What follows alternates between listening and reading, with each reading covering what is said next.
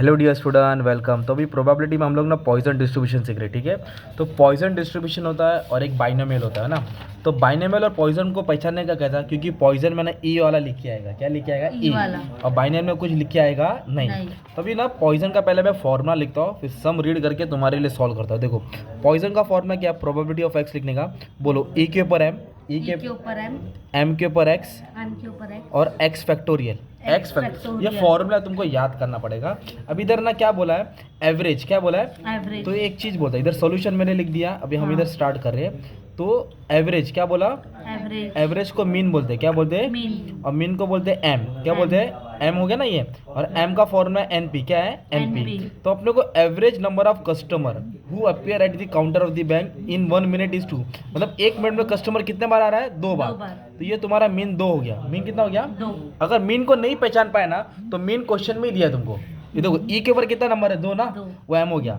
ई के ऊपर कितना नंबर दिया है, 2, वो एम हो गया। इतना पहचाने।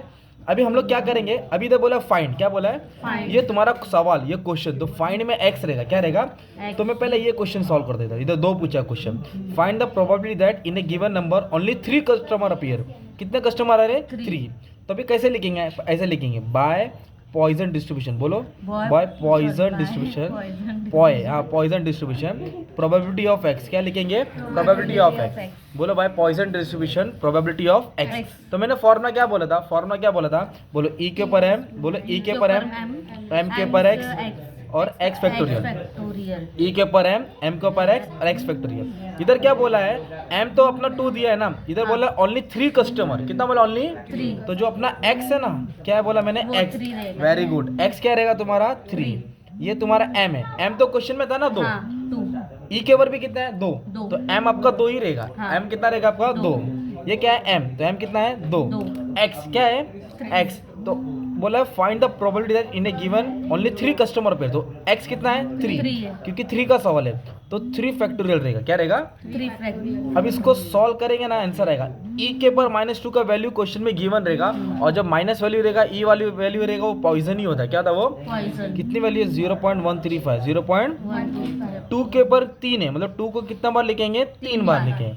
और ये 3 फैक्टोरियल क्या है, तो रिवर्स 3 इंटू 2 इंटू 1।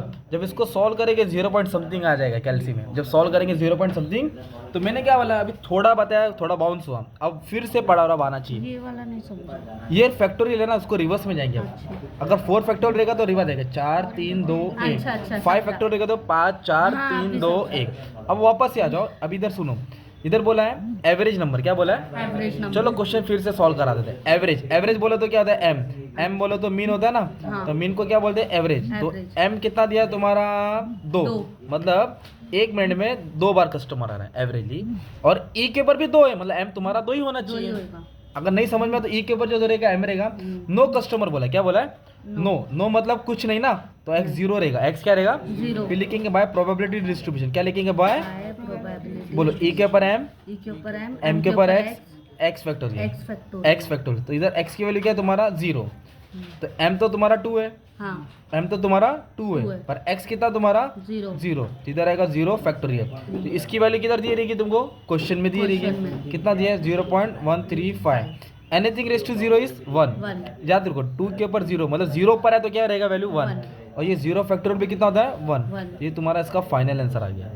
तो आपको क्या करने का था मालूम है, फॉर्मूला याद करने का। एम को कैसे पहचानेंगे, ई के ऊपर लिखा रहेगा, और एम को क्या नाम से पुकारेंगे, एवरेज। एवरेज बोले तो मीन होता है, मीन बोले तो एम होता है, और एम का फॉर्मूला क्या है, एन और पी। तो ये एक सम हो गया। अभी ये वाला सम तुमको नेक्स्ट वीडियो में मिल जाएगा। अच्छा खासा करा दिया, सिर्फ तुमको फॉर्मूला याद करने का, ठीक है।